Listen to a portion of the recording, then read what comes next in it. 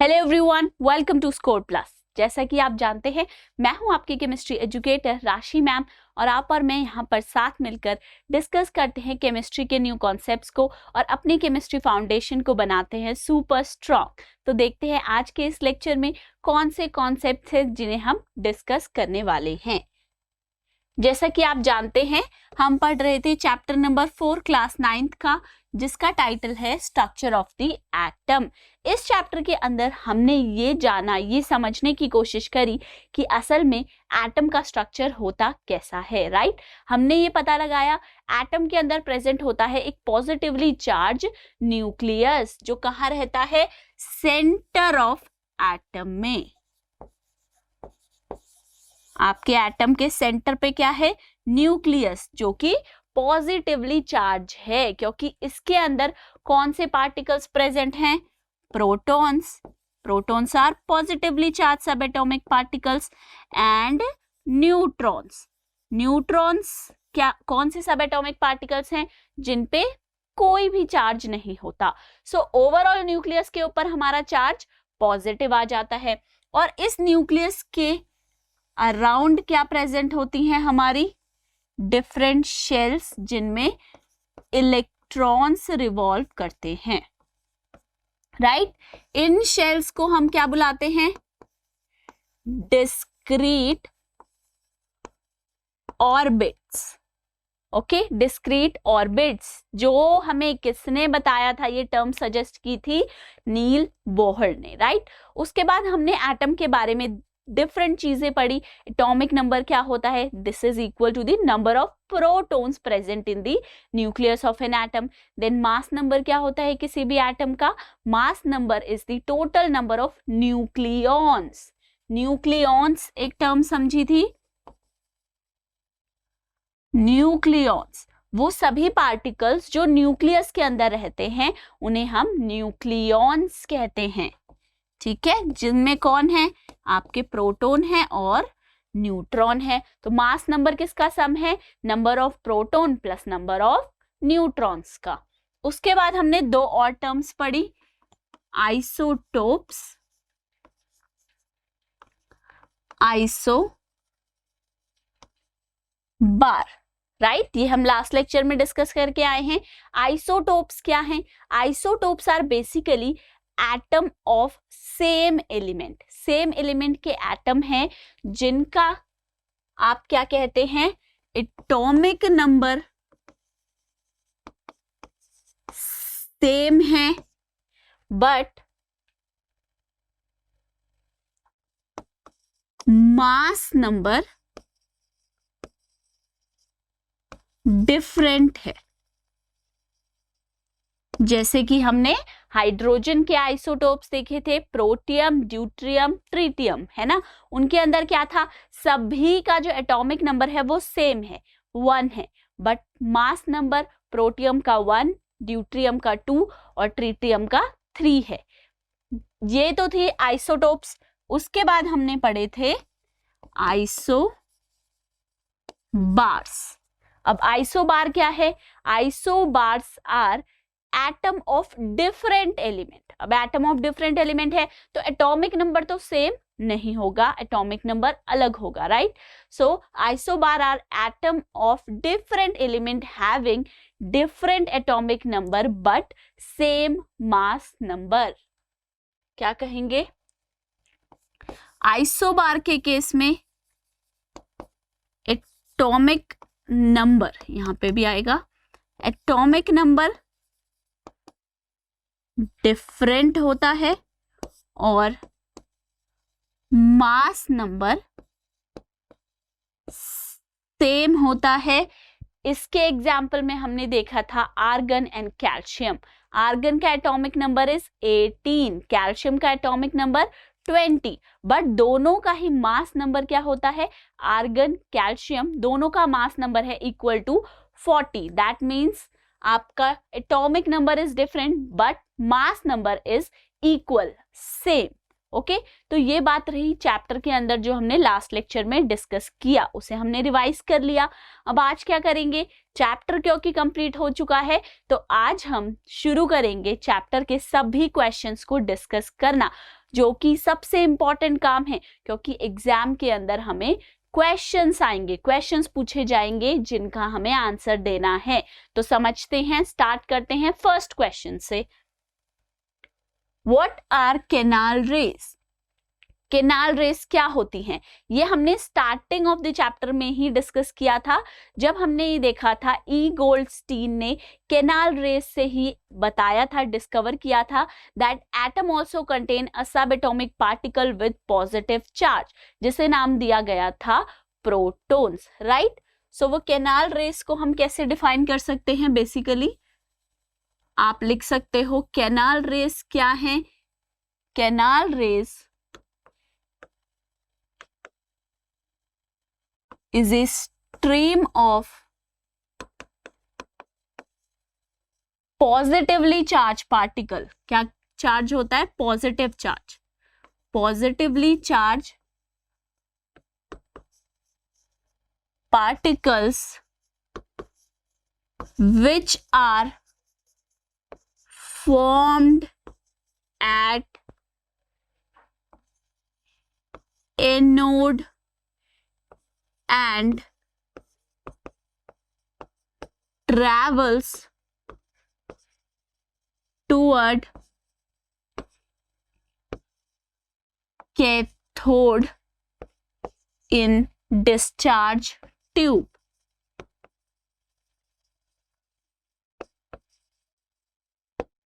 क्योंकि जो canal raise है ये इसके अंदर पार्टिकल्स कैसे प्रेजेंट है? पॉजिटिवली चार्ज पार्टिकल्स हैं। तो ये कैनाल रेस कहां से निकलती हैं? आपकी एनोड से। एनोड हमारा पॉजिटिवली चार्ज इलेक्ट्रोड है और कैथोड नेगेटिवली चार्ज। सो ये एनोड से निकलकर कैथोड की तरफ जाती हैं। कौन सी rays? Canal rays. Okay, I hope ये क्लियर हो गया होगा। नेक्स्ट क्वेश्चन पे मूव करते हैं। If an atom contain one electron and one proton, will it carry any charge or not? अगर एक कोई एटम है, उसके पास एक इलेक्ट्रॉन है और एक ही क्या है? प्रोटॉन है, तो क्या उस एटम के ऊपर ओवरऑल कोई चार्ज प्रेजेंट होगा या फिर नहीं? तो देखिए, जब हमने सब एटॉमिक पार्टिकल्स डिस्कस किए थे, इलेक्ट्रॉन एंड प्रोटॉन्स, वहीं पे हमने ये देखा था कि इन दोनों के ऊपर अमाउंट ऑफ चार्ज जो प्रेजेंट है वो इक्वल होता है, बट ऑपोजिट इन चार्ज होता है, राइट। रिलेटिव चार्ज जो है उसे हम क्या लेते हैं?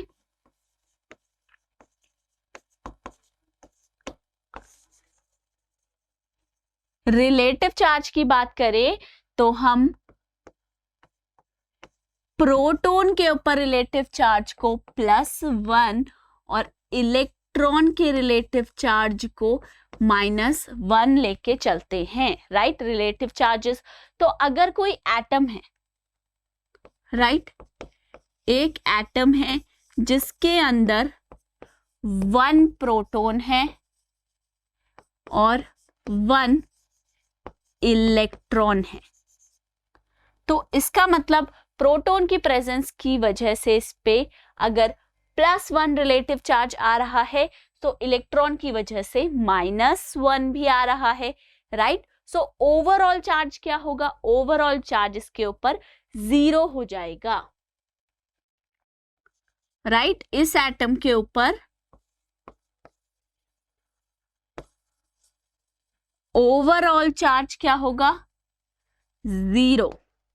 तो इसका मतलब इस एटम के ऊपर कोई भी चार्ज प्रेजेंट नहीं है। क्यों नहीं है present? Because in this case this atom contain equal number of proton and electron. अगर प्रोटॉन इलेक्ट्रॉन बराबर है किसी भी एटम में तो कभी भी उसमें चार्ज प्रेजेंट नहीं होगा, ये आपको याद रखना है, ओके। नेक्स्ट क्वेश्चन पे चलते हैं। On the basis of Thomson model of an atom, explain how the atom is neutral as whole. हमसे बोल रहे हैं आप थॉमसन मॉडल से ये बताइए कि किस तरीके से इस मॉडल से पता चला दैट ओवरऑल एटम हमारा न्यूट्रल होता है। न्यूट्रल का क्या मतलब है? Without any charge. न्यूट्रल का क्या मतलब है? नो चार्ज, कोई चार्ज नहीं होना चाहिए, जीरो चार्ज होना चाहिए प्रेजेंट। जीरो मतलब ना ही पॉजिटिव और ना ही नेगेटिव, न्यूट्रल है। ठीक है, ये बताना है। तो सबसे पहले देखते हैं, थोड़ा सा समझते हैं, रिकैप करते हैं अपने थॉमसन मॉडल को। ठीक है, तो थॉमसन मॉडल के अंदर थॉमसन ने हमें ये बताया था कि एटम किस तरीके का दिखता है, राइट? तो वो उन्होंने कैसे एक्सप्लेन किया था? एटम क्या है, आपका स्ट्रक्चर ऑफ एटम कैसा है? एक positively charge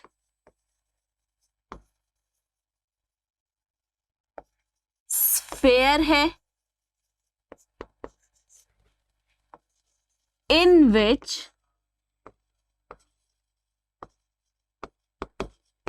negatively charged particles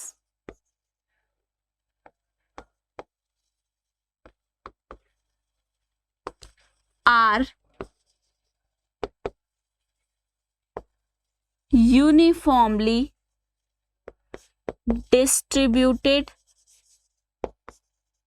right? Thomson ने कैसे बताया था, जरा याद कीजिए।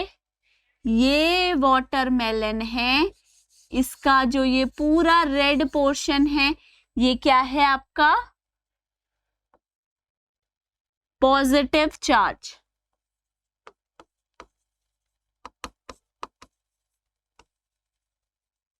राइट?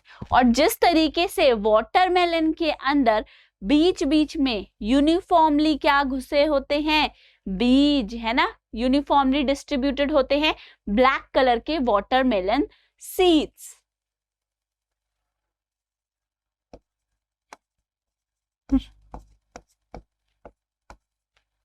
उसी तरीके से हमारे पॉजिटिवली चार्ज स्फेयर के अंदर क्या एम्बेडेड होते हैं? Negatively charged particles. ठीक है, तो क्या पता चला था थॉमसन मॉडल से कि एटम किस तरीके का दिखता है, राइट? एक पॉजिटिव चार्ज का पूरा एक स्फेयर है और उसके अंदर एम्बेडेड है, मतलब धसे हुए हैं, अंदर घुसे हुए हैं क्या? Negatively charge particles, electrons. और यहीं से ही थॉमसन ने हमें एक और चीज बताई थी, क्या?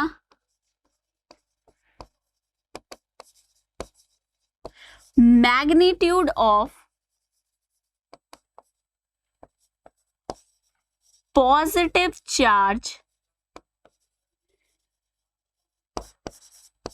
is equal to the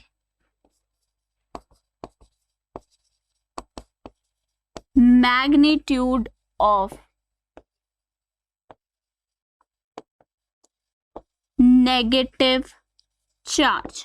जो एटम के अंदर total amount of positive charge है, मैग्नीट्यूड ऑफ पॉजिटिव चार्ज है, वो किसके इक्वल होता है? To the total negative charge. So we can say क्या होगा? Magnitude of positive charge equal होता है to the magnitude of negative charge एक एटम के अंदर। ठीक है, तो जब ऐसा होगा, सोचिए जितना पॉजिटिव है उतना ही नेगेटिव है ना? जब नेगेटिव और पॉजिटिव बराबर हो जाएंगे तो ओवरऑल आपका जो एटम है वो कैसा होगा? न्यूट्रल बन जाएगा, राइट?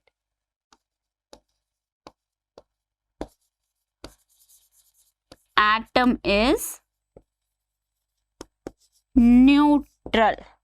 ठीक है, कैसा होगा एटम? न्यूट्रल होगा, क्योंकि थॉमसन ने ये बताया है कि मैग्नीट्यूड जो पॉजिटिव चार्ज का है वो इक्वल है किसके? मैग्नीट्यूड ऑफ नेगेटिव चार्ज आपके एटम के अंदर। तो इसीलिए यहां से क्या आएगा? Atom is neutral as whole. Completely पूरी तरीके से पूरे एक होल एटम को लोगे तो वो कैसा होगा, वो आपका न्यूट्रल होगा। नेक्स्ट क्वेश्चन पे चलते हैं। On the basis of Rutherford model of an atom, which subatomic particle is present in the nucleus of an atom? अब थॉमसन से क्वेश्चन आ गया। अब नेक्स्ट किसके बेसिस पे क्वेश्चन है, रदरफोर्ड मॉडल के।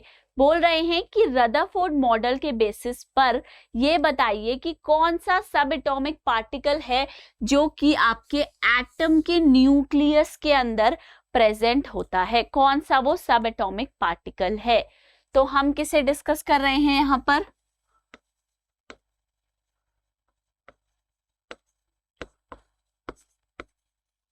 रदरफोर्ड मॉडल को, राइट।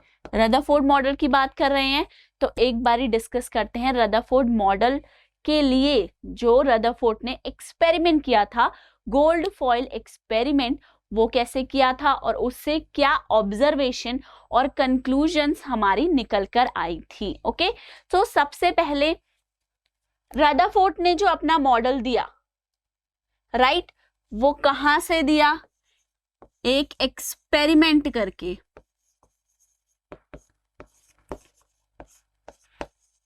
जिससे हम कहते हैं गोल्ड फॉइल एक्सपेरिमेंट। अब गोल्ड फॉइल एक्सपेरिमेंट में क्या किया था रदरफोर्ड ने, इन्होंने एक थिन गोल्ड फॉइल ली और एक लिया था इन्होंने अल्फा पार्टिकल इमिटर, जो अल्फा पार्टिकल बनाता है, रे निकालता है अल्फा पार्टिकल की। अल्फा पार्टिकल्स क्या थे हमारे, डबली चार्ज हीलियम एटम। अब अल्फा पार्टिकल्स जब बम्बार्ड किया कराए गए इन्होंने किस पे, आपकी गोल्ड फॉइल पे, तब क्या हुआ, पार्टिकल्स ने डिफ्लेक्शन शो किया। अब वो डिफ्लेक्शन को हमने स्टडी करने के लिए इस फॉइल के पीछे क्या लगाया था, एक डिटेक्टर लगाया था, डिफ्लेक्शंस को डिटेक्ट करने के लिए, ताकि हमें इजीली पता चल जाए पार्टिकल्स कैसे डिफ्लेक्ट कर रहे हैं। तो एक्सपेरिमेंट के बेसिस पे हमारी कुछ ऑब्जर्वेशन आई, 3 मेन ऑब्जर्वेशन निकल कर आई। नंबर 1 क्या थी कि मोस्टली अल्फा पार्टिकल्स जो हैं वो सीधे पास हो गए, कहां से, गोल्ड फॉइल से, ठीक है। तो आपके मोस्ट ऑफ द पार्टिकल्स जो हैं they just pass through the gold foil without any deflection, कोई डिफ्लेक्शन नहीं दिखाया। तो यहां से रदरफोर्ड ने बोला कि मोस्टली जो स्पेस है एटम के अंदर वो खाली है, एम्प्टी है, इसीलिए वो पार्टिकल सीधा पास हो गए। कुछ पार्टिकल्स ने बहुत स्मॉल एंगल से डिफ्लेक्शन दिखाया और 1 आउट ऑफ 12,000 पार्टिकल, एक ऐसा पार्टिकल था कई हजार पार्टिकल में जिसने क्या किया, जो जिस रास्ते गया था सेम उसी पाथ पे डिफ्लेक्ट हुआ विद 180 डिग्रीज एंगल। तो यहां से हमें क्या पता चला, रदरफोर्ड ने कंक्लूड किया कि आपका एटम कैसा दिखता है। देखिए उन्होंने ये बोला एटम के सेंटर पे एक पॉजिटिवली चार्ज न्यूक्लियस प्रेजेंट है जिसका चार्ज पॉजिटिव है और उसी न्यूक्लियस के अंदर आपका ओवरऑल मास, सारा का सारा एटम का जितना मास है वो कॉन्सेंट्रेटेड रहता है। और फिर इलेक्ट्रॉन्स कहाँ रहते हैं भाई, इलेक्ट्रॉन्स रहते हैं सर्कुलर पाथ पे, वो आपके न्यूक्लियस के अराउंड रोटेट करते हैं इन दी सर्कुलर पाथ। तो उन्होंने मॉडल क्या बताया, पॉजिटिवली चार्ज न्यूक्लियस है, उसके अराउंड सर्कुलर पाथ पर इलेक्ट्रॉन्स जो हैं वो रिवॉल्व करते रहते हैं, न्यूक्लियस के चक्कर लगाते रहते हैं, ऐसा रदरफोर्ड ने बताया था। सो उनके अकॉर्डिंग न्यूक्लियस जो था वो क्या था, पॉजिटिवली चार्ज था। क्या चार्ज था आपके न्यूक्लियस पे, पॉजिटिव चार्ज। और ये पॉजिटिव चार्ज किस सब एटॉमिक पार्टिकल की वजह से आया था, प्रोटॉन्स की वजह से। तो आप ये कह सकते हैं क्वेश्चन ने क्या पूछा है, on the basis of Rutherford model of an atom which subatomic particle is present in the nucleus of an atom. सीधा सीधा दिख रहा है भाई, न्यूक्लियस ऑफ एन एटम के अंदर कौन सा सब एटॉमिक पार्टिकल प्रेजेंट है, प्रोटॉन, राइट। इजीली आंसर कर सकते हैं हम, कौन सा सब एटॉमिक पार्टिकल न्यूक्लियस के अंदर रहता है? प्रोटॉन रहता है। ओके, नेक्स्ट क्वेश्चन देखते हैं। Draw a sketch of Bohr's model of an atom with 3 shells. Bohr model देना है विद 3 शेल्स, 3 शेल्स आपको उसमें दिखानी है। तो कैसे बना सकते हैं?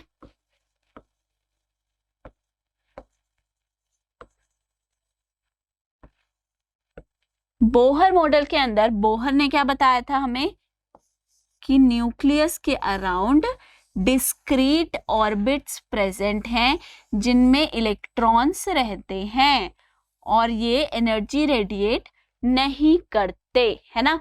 तो आपको 3 शेल्स दिखानी है, वो हमने दिखा दी, K L M, राइट। अब इनके अंदर इलेक्ट्रॉन्स अगर दिखाने हैं तो उसके लिए आपको ये जानना पड़ेगा कि इन शेल्स की ऑक्यूपेंसी कितनी है। अगर याद हो तो ये भी हमें फॉर्मूला दिया था बोहर और ब्यूरी ने, मैक्सिमम ऑक्यूपेंसी किसी भी शेल की, मतलब एक शेल के अंदर कितने मैक्सिमम हम इलेक्ट्रॉन डाल सकते हैं, वो कैसे निकालेंगे? 2n²। अब n क्या है? n आपका सिंपली एक नंबर है जो आपकी शेल्स को दिया जाता है। जैसे k के लिए n is 1, l के लिए 2, m के लिए 3 और n के लिए 4 and so on। तो इस फॉर्मूले से अगर आप सॉल्व करके निकालेंगे कितने इलेक्ट्रॉन्स आ सकते हैं k शेल में, तो 2 मल्टीप्लाइड बाय 1² 2 आएगा। L के लिए कैलकुलेट करेंगे 2 मल्टीप्लाइड बाय 2² 8। M के लिए करेंगे 2 मल्टीप्लाई बाय 3² 18 और ऐसे ही इसके लिए करेंगे 32। तो 2 8 18 32 ये हमारे पास क्या है? मैक्सिमम ऑक्यूपेंसी है इन शेल्स की, कि मैक्सिमम इनके अंदर हम कितने इलेक्ट्रॉन्स डाल सकते हैं। इसी के साथ एक और कंडीशन भी वहां पर हमने पढ़ी थी जब हमने इलेक्ट्रॉन डिस्ट्रीब्यूशन स्टडी किया था। कभी भी जो आपके एटम के अंदर आउटर मोस्ट शेल होती है उसमें हमेशा कितने मैक्सिमम इलेक्ट्रॉन आएंगे? 8 इलेक्ट्रॉन्स ही आएंगे। किसमें? आउटर मोस्ट शेल में। तो वो भी आपको याद रखना है। आउटर मोस्ट शेल आपके एटम की जो होगी उसके अंदर हमेशा 8 इलेक्ट्रॉन्स ही डालने हैं, 8 से ज्यादा नहीं भरेंगे। ओके, सो ये आपका क्या हो गया? मॉडल हो गया। अब यहां पर आप इलेक्ट्रॉन्स भी शो कर सकते हैं, जैसे K में 2 इलेक्ट्रॉन्स,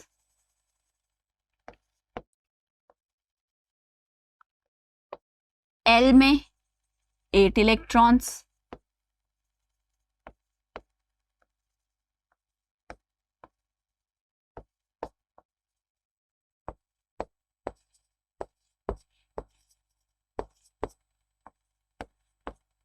ठीक है।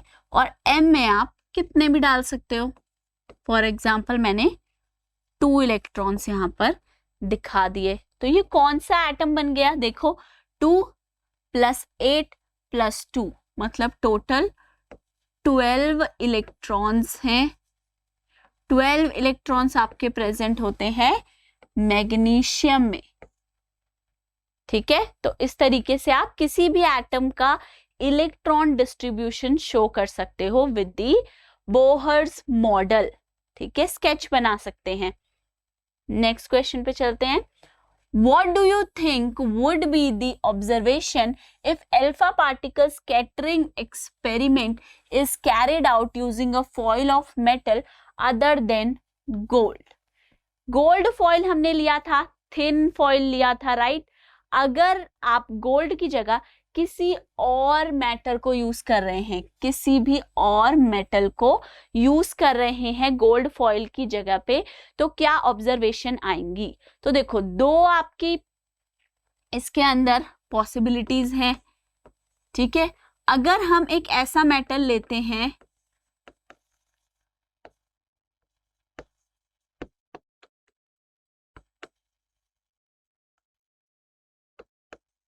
जो कि गोल्ड से हैवियर। हैवियर का क्या मतलब है, उसका न्यूक्लियस जो है उसमें ज्यादा मास है। ठीक है, हैवियर मेटल का क्या मतलब है यहाँ पर कि इसके न्यूक्लियस के अंदर जो मास है वो हाई है देन गोल्ड। ठीक है, तो अगर ऐसा है, आपने कोई गोल्ड से हैवी मेटल यूज किया है इन रदरफोर्ड एक्सपेरिमेंट, सो ऑब्जर्वेशन क्या होंगी आपकी, सेम ऑब्जर्वेशन ही आपको दिखेंगी। तो आप ये बोल सकते हो no change in the observations. Similar observation दिखेंगी जो हमें गोल्ड फॉइल में देखने को मिली थी।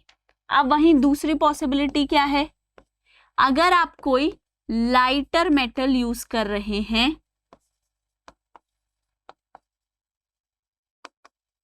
Then gold.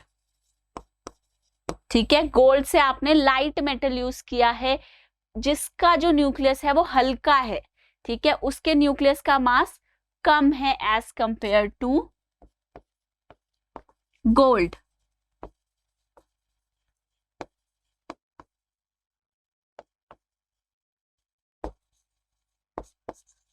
तो इसके अंदर क्या होगा, इस कंडीशन में हमें कुछ ऑब्जर्वेशन में चेंजेस दिखाई दे सकते हैं। अब वो चेंजेस ऑब्जर्वेशन में क्यों दिखाई देंगे, देखिए समझिए, क्योंकि मेटल जो है वो लाइट है, उसका जो न्यूक्लियस है वो हल्का है एज कंपेयर टू गोल्ड, है ना।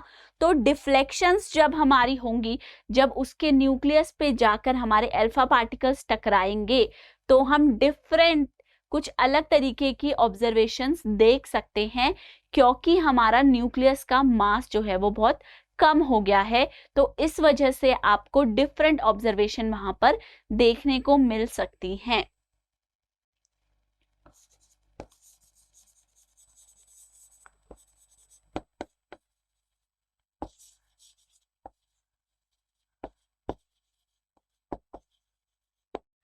तो इस केस में क्या होगा, आपकी ऑब्जर्वेशन में कुछ चेंजेस आप नोटिस कर सकते हैं।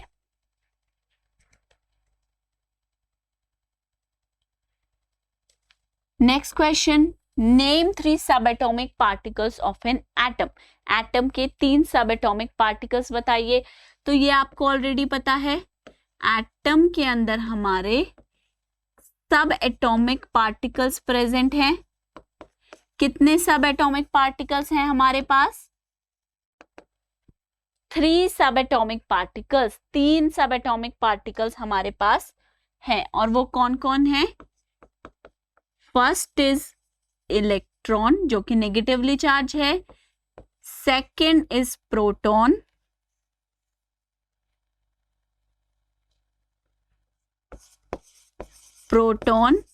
ठीक है, and third is neutron. Electron negatively charge particle है,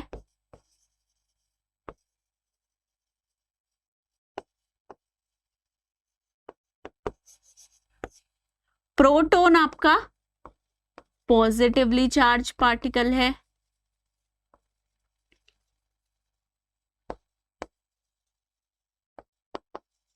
और जो हमारा न्यूट्रॉन है, सॉरी यहाँ पे न्यूट्रॉन आएगा, थर्ड पार्टिकल इज न्यूट्रॉन। वो कैसा पार्टिकल है, न्यूट्रल पार्टिकल है। ठीक है, न्यूट्रल मतलब नो चार्ज, नो चार्ज या फिर जीरो चार्ज। ओके, तो हमारे पास ओवरऑल कितने सब एटॉमिक पार्टिकल्स हैं, 3 सब atomic particles, electron, proton and neutron. Next question देखते हैं। Helium atom has an atomic mass of 4U and 2 proton in its nucleus. How many neutrons does it have? Helium atom जिसका हमें atomic mass बताया गया है 4U है, उसके अंदर 2 प्रोटॉन्स प्रेजेंट है, और हमें पता लगाना है कि हीलियम के अंदर नंबर ऑफ न्यूट्रॉन्स क्या है, कितने न्यूट्रॉन्स प्रेजेंट है। तो कैसे पता लगाएंगे, देखिए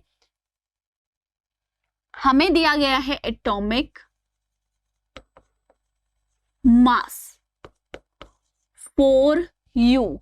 इस एटॉमिक मास से ही आपको पता चल सकता है इसका मास नंबर, क्योंकि एटॉमिक मास 4u है तो मास नंबर क्या होगा, 4 होगा। तो आप बोल सकते हैं मास नंबर किसका, हीलियम का, He का क्या है, 4 है। ओके, अब आपको मास नंबर पता चल गया और हमें क्या गिवन है, नंबर ऑफ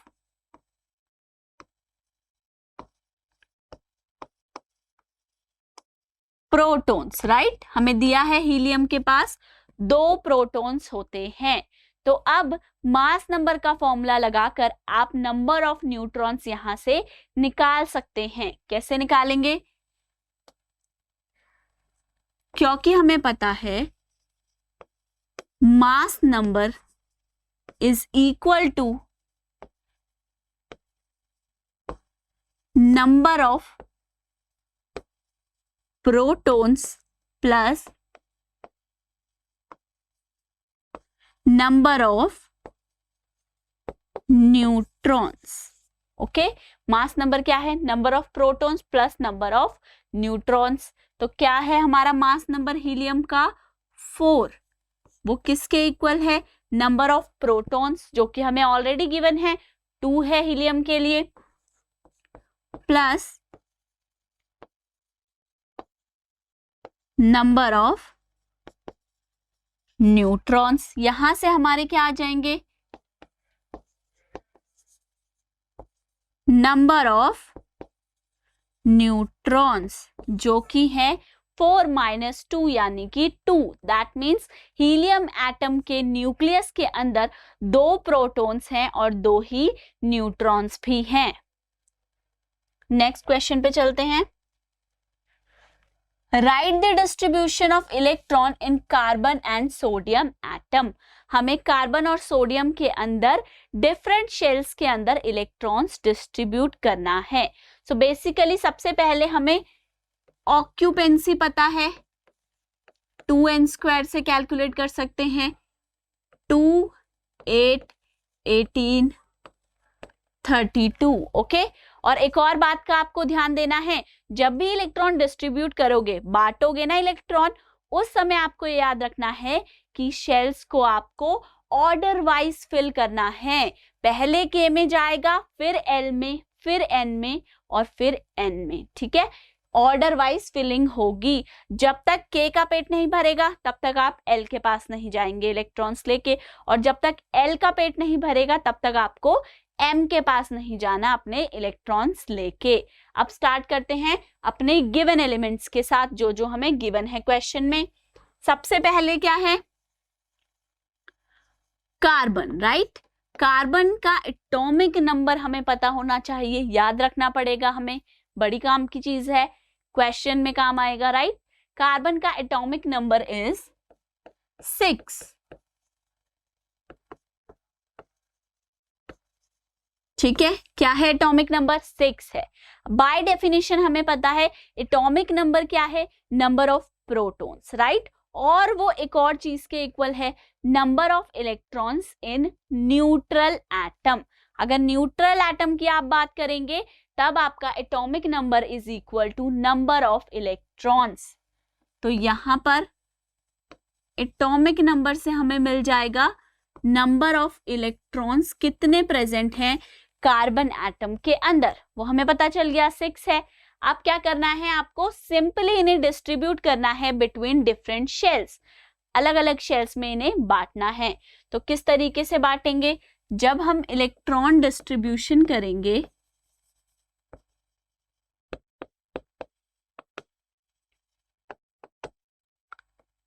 तो हमारी फर्स्ट शेल सबसे पहले है K शेल, सबसे पहले हम उसी के पास जाएंगे। आपको कितनी जरूरत है, वो कहेगा मुझे सिर्फ 2 इलेक्ट्रॉन की जरूरत है, तो आप उसे 2 इलेक्ट्रॉन दे दीजिएगा। ठीक है, उसका काम हो गया, 2 इलेक्ट्रॉन उसे मिल गए। देन जाइए नेक्स्ट शेल के पास, किसके पास, L के पास, कि L को कितने चाहिए, L आपसे कहेगा मुझे जरूरत है 8 इलेक्ट्रॉन्स की, बट हम क्या कहेंगे, सॉरी हमारे पास तो सिर्फ 4 ही बचे हैं, राइट। क्योंकि 2 तो हम फर्स्ट शेल में दे चुके हैं, 6 टोटल इलेक्ट्रॉन्स है कार्बन के पास, तो 2 हम फर्स्ट को दे आए। आपके लिए हमारे पास सिर्फ और सिर्फ 4 इलेक्ट्रॉन्स ही बचे हैं, क्या आप उसमें काम चला सकते हैं? तो वो कहेगा कोई बात नहीं भाई, जितने हैं कम से कम उतना तो दे दीजिए। तो सेकेंड शेल को दे दीजिएगा आप 4 इलेक्ट्रॉन। जैसे ही 2 4 आपने लिख दिया, मतलब आपने कार्बन के अंदर प्रेजेंट इलेक्ट्रॉन्स को डिस्ट्रीब्यूट कर दिया। इलेक्ट्रॉन डिस्ट्रीब्यूशन आपको मिल गया 2 4, किसके लिए? कार्बन के लिए। ठीक है, अब नेक्स्ट देखते हैं सोडियम के लिए क्या होगा।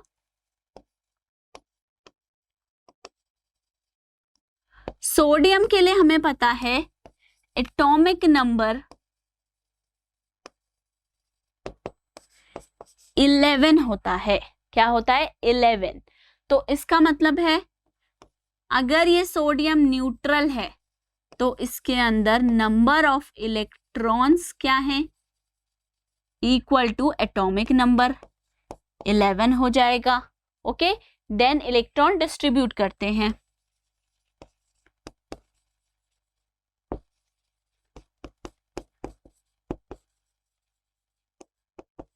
इलेक्ट्रॉन डिस्ट्रीब्यूशन करेंगे, फर्स्ट शेल के पास जाएंगे, सबसे पहले के पास। आपको कितने चाहिए? वो कहेगा 2 दे दो, चलो 2 दे दिए उसे। फिर हमारे पास 9 और इलेक्ट्रॉन्स बच गए, है ना। फिर उसे लेके जाते हैं एल के पास। एल को कितने चाहिए? हम कहेंगे अरे हमारे पास 9 है, 9 ले लीजिए पूरे के पूरे। तो एल कहेगा भाई मेरे पास 9 के लिए जगह नहीं है, मेरे पास तो सिर्फ 8 इलेक्ट्रॉन्स की जगह है, तो आप मुझे बस 8 ही दीजिए, जो एक बचा है उसे आगे लेके जाइए, मुझे नहीं चाहिए। तो 2 के बाद सेकंड में आ जाएंगे 8 इलेक्ट्रॉन्स। जब आप 2 और 8 दे दोगे, फिर आपके पास सिर्फ एक ही इलेक्ट्रॉन बचेगा, उसे हमें थर्ड शेल एम में डालना पड़ेगा, और ऐसा करके हमारे पास आ जाएगी electron distribution, right, for sodium 281। Next question पे चलते हैं। If K and L shell of an atom are full, then what would be the total number of electrons in the atom? अब देखो, जो ऐसे ही क्वेश्चन है ना, उनके लिए भी आपको क्या जरूरत पड़ेगी? मैक्सिमम ऑक्यूपेंसी की, क्योंकि क्या बोला है? K और L शेल जो है वो फुल है। अब आपको ये पता होना चाहिए कि K के अंदर कितने नंबर ऑफ इलेक्ट्रॉन्स ऑक्यूपाई किए जा सकते हैं। उसे फुल करने के लिए K को जो है कितने इलेक्ट्रॉन्स की भूख रहती है, ये आपको पता होनी चाहिए। और L की मैक्सिमम ऑक्यूपेंसी कितनी है, L शेल के अंदर कितने इलेक्ट्रॉन्स आ सकते हैं, ये भी आपको पता होना चाहिए। सो हम अगर ऐसे लिखें, देखिए K के लिए N की value is 1, right, and L के लिए N value is 2। Okay, then हमारे पास फॉर्मूला क्या है?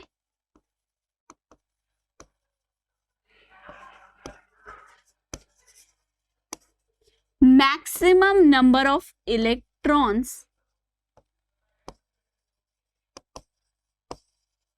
which can accommodated